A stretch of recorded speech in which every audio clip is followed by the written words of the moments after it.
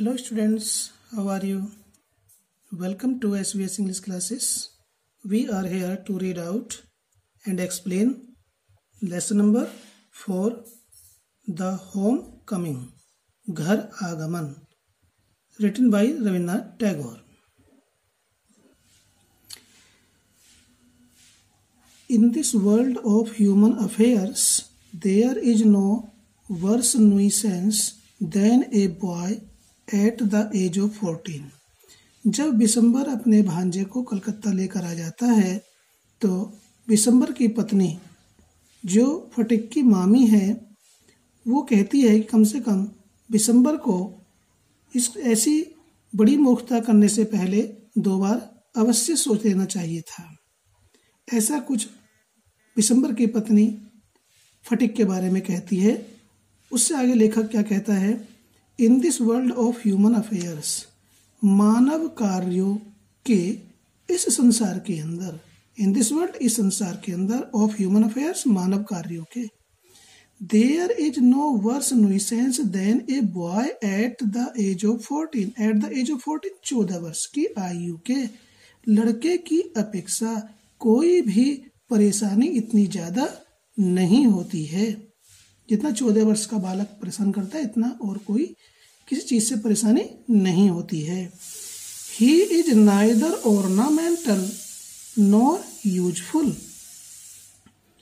लेखक कहता है कि वह न तो शोभाप्रद है, ऑर्नामेंटल शोभाप्रद या शोभनीय, नॉर यूजफुल और न ही उपयोगी है।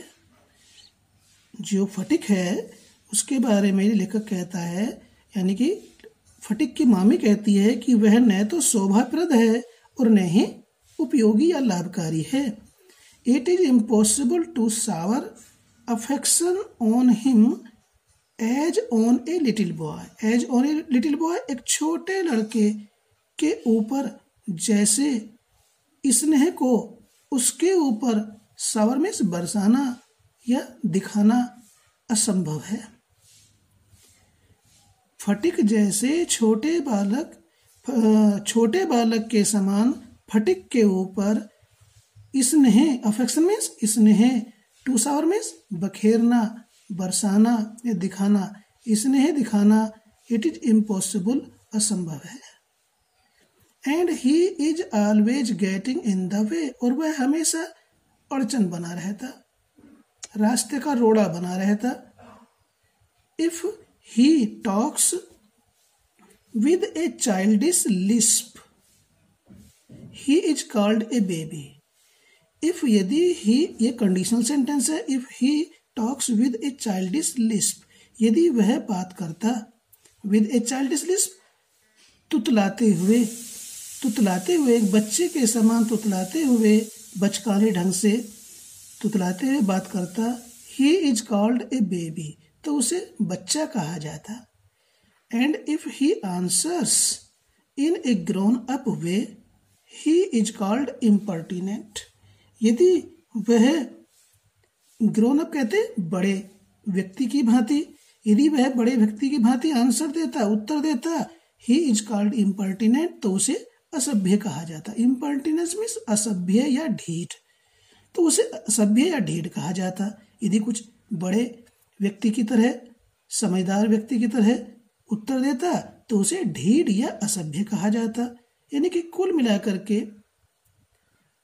कलकत्ता में फटिक के साथ जो पारिवारिक माहौल था वह बिल्कुल भी उपयुक्त नहीं था, उसके अनुकूल नहीं था। इनफैक्ट वास्तव में any talk at all from him is resented. In fact वास्तव में एनी टॉक, कोई भी बात, एट ऑल बिल्कुल भी, फ्रॉम हिम उसकी, किसकी, फटिक की, वास्तव में फटिक की कोई भी बात बिल्कुल भी इज रिजेंटेड, पसंद नहीं की जाती थी। रिजेंटेड मीन्स डिसलाइक्ड और नॉट लाइक्ड। वास्तव में फटिक की कोई भी बात पसंद नहीं की जाती थी। वो अच्छी कहे तो वो भी बुरी और बुरी तो बुरी ही है। देन इसके पश्चात फिर he is at the unattractive growing age. Unattractive अरुचिकर, अनाकर्षित, ग्रोइंग एज बढ़ती उम्र का। फिर वह एक अनाकर्षक या अरुचिकर बढ़ती हुई उम्र का बालक था।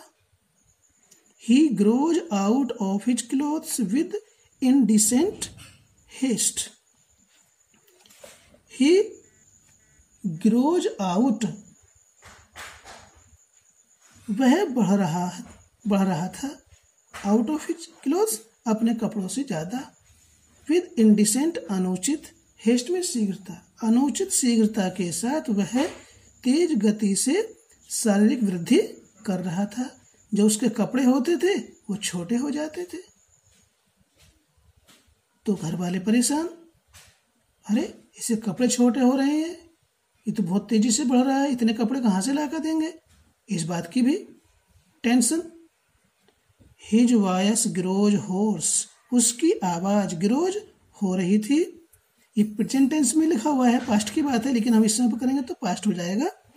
हिज वॉइस ग्रोज होर्स, उसकी आवाज कर्कश हो रही थी, बेसुरी हो रही थी। ब्रेक्स टूट रही थी, क्वेवर्स कांपती थी। उसकी आवाज में जब वह बोलता था कंपन होता था। His face grows suddenly angular and unsightly. लेखक कहता है कि हिज फेस, उसका चेहरा, ग्रोज मीन्स बढ़ रहा था, सडनली अचानक, एंगुलर अनुचित, कड़क और असभ्य, उसका चेहरा कड़क और असभ्य और बदसूरत हो रहा था। जब बालक में शारीरिक वृद्धि होती है तो उसके शरीर की जो बनावट होती है वह बिगड़ जाती है, तो उसका चेहरा अचानक कड़क, असभ्य और बदसूरत हो रहा था। It is easy to excuse the shortcomings of early childhood. लेखक कहता है इट इज इजी, आसान होता है, टू एक्सक्यूज, क्षमा करना, माफ करना, द शॉर्टकमिंग्स, गलतियों को या दोषों को, ठीक है, ऑफ अर्ली चाइल्डहुड, प्रारंभिक बचपन की गलतियों को माफ करना आसान होता है, बट परंतु लेखक कहता है कि परंतु it is hard to tolerate even unavoidable lapses in a boy of 14.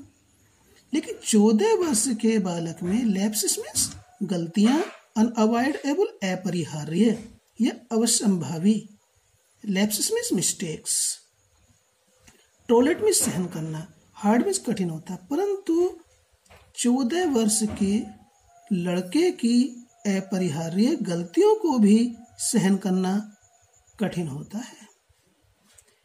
प्रारंभिक बचपन की गलतियों को तो माफ करना आसान होता है, परंतु 14 वर्ष के लड़के की अपरिहार्य गलतियों को सहन करना बड़ा कठिन होता है। The lad himself becomes painfully self conscious. लड़का स्वतः ही, खुद ही कष्ट रूप से, पेनफुली मीन्स कष्टपूर्वक, सेल्फ कॉन्शियस जागरूक हो जाता है। परिवार में उसके साथ क्या हो रहा है, लड़का कष्ट के साथ, दुख के साथ जागरूक हो जाता है, सचेत हो जाता है कि उसके साथ कैसा व्यवहार किया जा रहा है, वो ठीक नहीं है। When he talks with elderly people, he is either unduly forward or else so unduly shy that he appears ashamed of his very existence. लेखक कहता है कि when he talks with elderly people, elderly means बड़े लोग, जब वह बड़े लोगों से, बड़े व्यक्तियों से बात करता, he is either, उसे या तो unduly means अनुचित रूप से, forward means ढीठ, या तो उसे अनुचित रूप से ढीठ कहा जाता, और या else so unduly shy, या फिर वह इतना अनुचित रूप से, unduly means अनुचित रूप से, shy शर्मा जाता, या फिर वह अनुचित रूप से इतना शर्मा जाता that he appears ashamed. वह लज्जित लगता, लज्जित दिखाई देता, शर्मिंदा दिखाई देता of his very existence, अपने ऊपर ही, अपने अस्तित्व पर ही उसे बहुत शर्मिंदा महसूस होती या शर्मिंदा करता हुआ प्रतीत होता। इससे आगे क्या होता है देखते हैं। Yet it is at this very age when in his heart of hearts a young lad most craves for recognition and love. लेखक कहता है फिर भी it is at this very age, यह वह उम्र होती है when in his heart of hearts, जब वह दिलों में, लोगों के दिलों में, a young lad, एक युवा लड़का, most craves, बहुत अधिक आकांक्षा करता है, इच्छा करता है या लालायित होता है फॉर रिकॉग्निशन, अपनी पहचान के लिए, एंड लव, और प्यार के लिए, अपनी पहचान और प्यार के लिए वह युवा लड़का बहुत अधिक आकांक्षा करता है कि दूसरों के दिलों में वह पहचान बनाए और प्यार पाए। यह एक ऐसी उम्र होती है 14 वर्ष की। And he becomes the devoted slave of anyone Who shows him consideration. आगे लेखक कहते हैं Rabindranath Tagore, he becomes the devoted slave. Devoted कहते हैं समर्पित, slaves means गुलाम या दास, of anyone, उस किसी भी व्यक्ति का। लेखक कहते हैं कि वह यानी कि 14 वर्ष का बालक becomes हो जाता है the devoted slave, समर्पित गुलाम, of anyone, उस किसी भी व्यक्ति का, उस किसी भी व्यक्ति का बालक एक समर्पित गुलाम बन जाता है। Who shows him consideration, जो उसकी बात पर ध्यान देता है। Consideration मीन्स ध्यान, shows मीन्स दिखाता है, him उसको, जो उसको ध्यान दिखाता है मीन्स उसकी ओर ध्यान देता है, उसकी बात पर ध्यान देता है। वह 14 वर्ष का बालक किशोर उस व्यक्ति का समर्पित दास बन जाता है। बट परंतु none dare openly love him, लेकिन कोई भी उसे खुले ढंग से प्यार करने का साहस नहीं करता। For that would be regarded as undue indulgence, for क्योंकि दैट वुड बी रिगार्डेड माना जाएगा, जिसे माना जाएगा एज अनड्यू अनुचित, इंडल्जेंस संतुष्टि, सेटिस्फैक्शन, क्योंकि उसे अनुचित संतुष्टि के रूप में माना जाएगा कि ये उचित नहीं है। And therefore bad for the boy, और इस प्रकार से वह लड़के के लिए बुरी बात है। इस प्रकार से लड़के के लिए है बुरी बात हो जाती है। हम सोचते हैं चलो भाई इस तरह से इसका मन रखा जाएगा तो संतुष्टि वाली बात है, अनुचित, और ये इस प्रकार से लड़के के लिए बुरी बात होती है। सो इसलिए व्हाट विद स्कोल्डिंग एंड चाइल्डिंग, इस प्रकार से डांटना, डपटना, स्कोल्डिंग मीन्स डांटना, ये आगे आ रहा है, चलो चलते हैं आगे। So what with scolding and chiding, ये चाइल्डिंग नहीं है, चाइल्डिंग है, इसमें एल गलत है, ठीक है स्टूडेंट्स। तो सो इसलिए व्हाट विद स्कोल्डिंग एंड चाइल्डिंग, तो डांटने डपटने की तो क्या बात, तो डांटना डपटना धमकाना तो क्या, ही becomes very much like a stray dog that has lost his master. 14 वर्ष के बालक को डांटने डपटने की तो बात क्या, ही बिकम्स वह हो जाता है, वेरी मच लाइक बहुत अधिक समान, ए स्ट्रे डॉग, स्ट्रे डॉग कहते हैं भटका हुआ कुत्ता। कौन सा भटका हुआ कुत्ता, that has lost his master, जिसने अपने स्वामी को खो दिया हो, जो अपने मालिक से बिछड़ गया हो, अपने मालिक से खोए हुए भटके कुत्ते के समान बहुत अधिक वह उसके जैसा हो जाता है। कौन, 14 वर्ष का बालक जिसको डांटा डपटा जाता है, ठीक है। फिर क्या होता है, for a boy of 14 his own home is the only paradise. लेखक कहता है कि 14 वर्ष के लड़के के लिए हिज ओन होम, उसका खुद का घर, स्वयं का घर, इज द ओनली पैराडाइज, एकमात्र स्वर्ग होता है, जन्नत होता है। स्वर्ग या जन्नत मीन्स जहां पर वह उसको सब कुछ करने की अनुमति होती है, प्यार से या जिद के द्वारा, लेकिन दूसरे के घर नहीं। दूसरे का घर तो दूसरे का होता है, उसमें ना तो जिद पूरी होती है, ना वो अपने मन से कर सकता है। तो प्रत्येक बालक को ये भी समझना चाहिए कि वो है बालक जो अपने घर को कैद समझता है, अपने माँ बापों को दुश्मन समझता है क्योंकि वो उसकी इच्छा पूरी नहीं करते। तो ये लेसन द होम कमिंग इस बात को याद दिलाता है, इस बात की शिक्षा देता है कि अपना घर एकमात्र स्वर्ग होता है जहाँ पर सारी सुविधाएं, सारा प्यार मिलता है। तो फॉर ए बॉय ऑफ 14 वर्ष के लड़के के लिए उसका खुद का घर उसके लिए एकमात्र स्वर्ग होता है। पैराडाइज मीन्स स्वर्ग। To live in a strange house with strange people is little short of torture.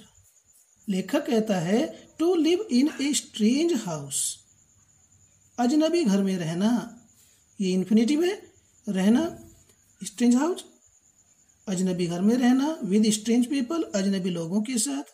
लेखक कहता है कि अजनबी लोगों के साथ अजनबी घर में रहना is little short of torture, एक प्रकार की प्रताड़ना है, एक प्रकार का उत्पीड़न है।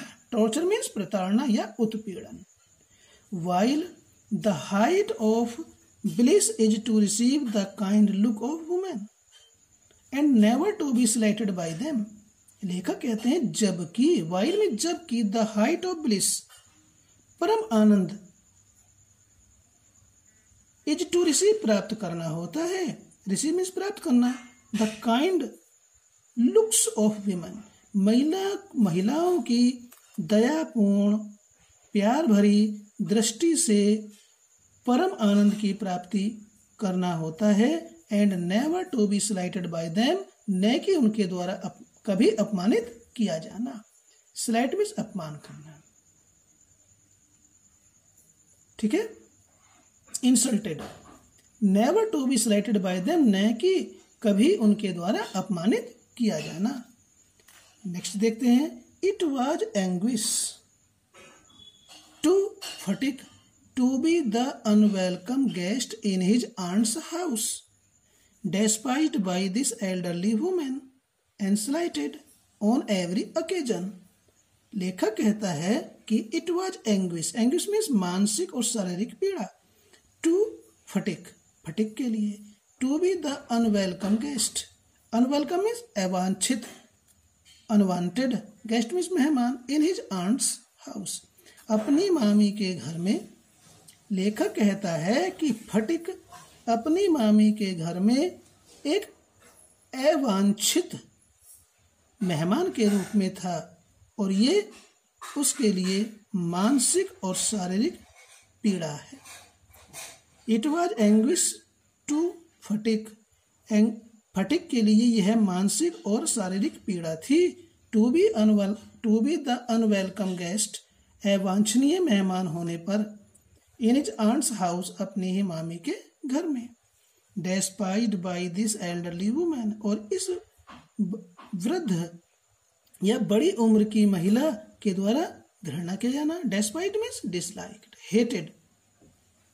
और ये बड़ी स्त्री महिला फटिक की मामी उससे घृणा करती थी। स्लाइटेड अपमानित करती थी। ऑन एवरी ओकेजन, हर एक अवसर पर, हर समय फटिक की मामी उसे घृणा करती थी, उसका अपमान करती थी। इस प्रकार से फटिक अपनी मामी के घर में एक अवांछनीय मेहमान के रूप में था और ये फटिक के लिए मानसिक और शारीरिक पीड़ा थी। If she ever asked him to do anything for her, आगे लेखक कहता है कि यदि वह एवर कभी आस्क्ड हिम, उससे कहती, टू डू एनीथिंग कुछ भी करने के लिए, फॉर हर अपने लिए, यदि फटिक की मामी फटिक से कहती कि भाई इस काम को करो, चाहे मेरे लिए पानी लेकर आ।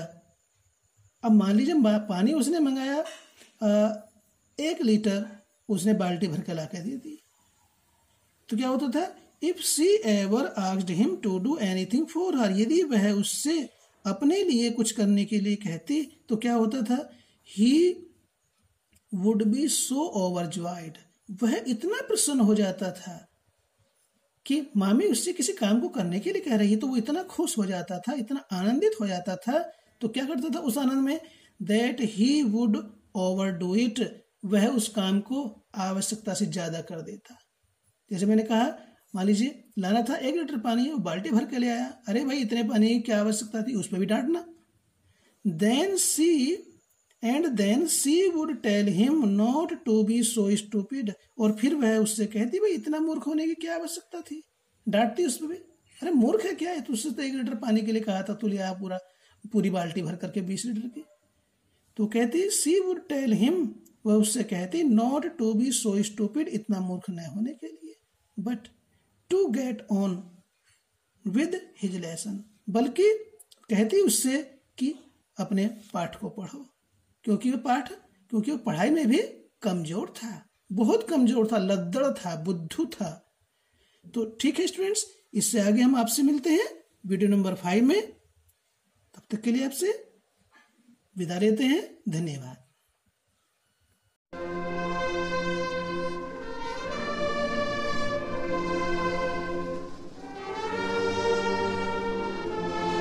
Subscribe the channel and press the bell icon. Thanks.